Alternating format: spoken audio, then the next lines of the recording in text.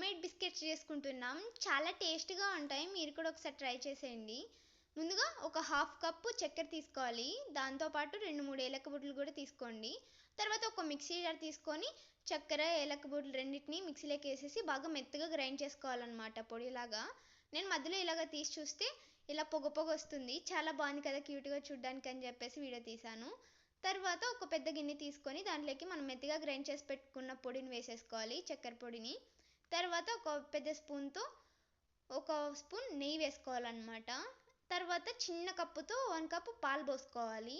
ఇలా పోసుకున్న వీటన్నిటిని బాగా మిక్స్ చేసేయాలన్నమాట. చక్కెర, నెయ్యి, పాలు ఈ 3 బాగా మిక్స్ అయ్యేటట్టు బాగా కలిపేసుకోవాలి. మీ దగ్గర బీటర్ అవైలబుల్గా ఉంటే దాని సాయంతో అయినా బాగా బీట్ చేసుకోవచ్చు. నా దగ్గర ఇదే ఉంది కాబట్టి నేను దీంతోనే కలిపేసుకుంటున్నాను. వీటన్నిటిని బాగా మిక్స్ అయ్యేటట్టు బాగా కలిపేసుకోవాలి. ఇలా కలుపుతూ ఉండగా 1 కప్పు మైదా పిండి తీసుకోండి. మనం మైదా పిండితో ఇప్పుడు బిస్కెట్స్ చేస్తున్నాం అనమాట. మీ దగ్గర మైదా పిండి వద్దు మాకు గోధుమ పిండితో బిస్కెట్స్ చేసుకుంటామంటే మీరు గోధుమ పిండి అయినా తీసుకోవచ్చు మైదా ప్లేస్లో. నేనైతే మైదా పిండితో చేస్తున్నాను కాబట్టి మైదా పిండే వేసుకుంటున్నా. ఇలా కొంచెం కొంచెం వేసుకుంటూ మైదా పిండి ఇలా కలిపేసుకోవాలన్నమాట. నేను పాలు 1 కప్పు తీసుకున్నాను కదా, అదే కప్పుతో మైదా పిండి తీసుకున్నాను అనమాట. ఇలా కొంచెం కొంచెం వేసుకుంటూ కలిపేసుకున్నాను. ఇలా బాగా కలిపేసుకోవాలి. క్రీమీ లాగా అవుతుంది. అప్పటిదాకా ఇలా కలుపుతూనే ఉండాలన్నమాట. చూడండి ఇలా క్రీమీ లాగా బాగుంది కదా చూడడానికి, విప్పింగ్ క్రీమ్ లాగా అవుతుంది. అలా కలిపేసుకోవాలన్నమాట.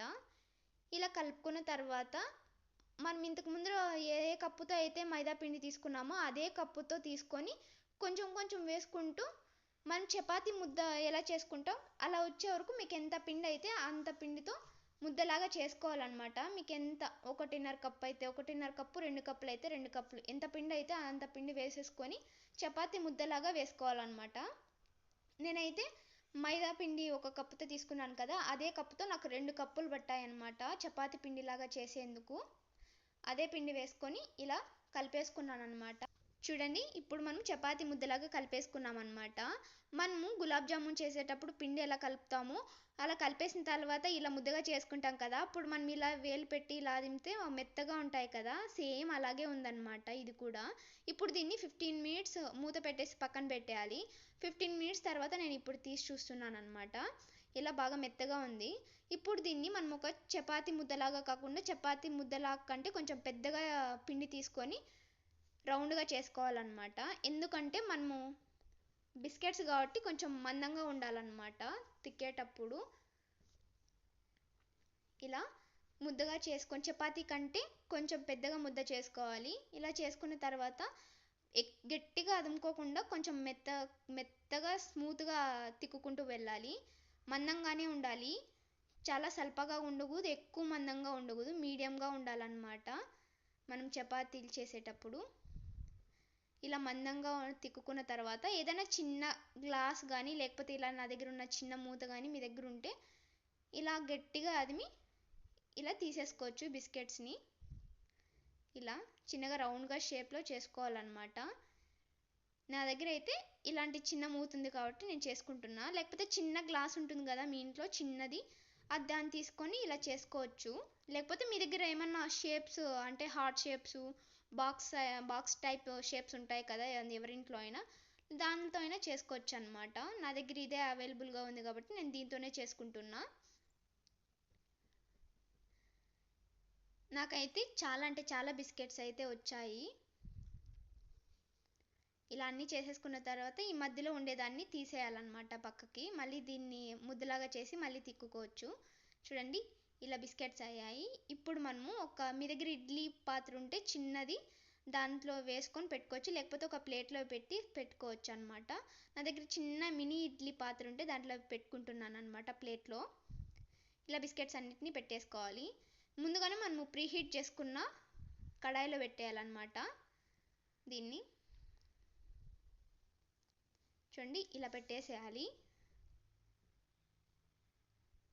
ఇలా మూత పెట్టేసి లో ఫ్లేమ్లో ఉడికించాలన్నమాట. ఒక 15 మినిట్స్ కానీ లేకపోతే ఒక 20 మినిట్స్ కానీ ఉడికించాలి. తర్వాత నా దగ్గర ఈ ప్లేట్ ఉంది, పెద్ద ప్లేటు, అన్ని బిస్కెట్స్ దీని మీద పెట్టేస్తున్నాను అనమాట. తర్వాత దీన్ని తీసుకుపోయి దీంట్లోనే పెట్టేయాలి. ఇలా పెట్టేస్తున్నాను. ఇలా పెట్టేసిన తర్వాత ఒక 15 మినిట్స్ దీన్ని కూడా వదిలేయాలన్నమాట. నేనేం మధ్యలో పెట్టుకుంటూ రాలేదు.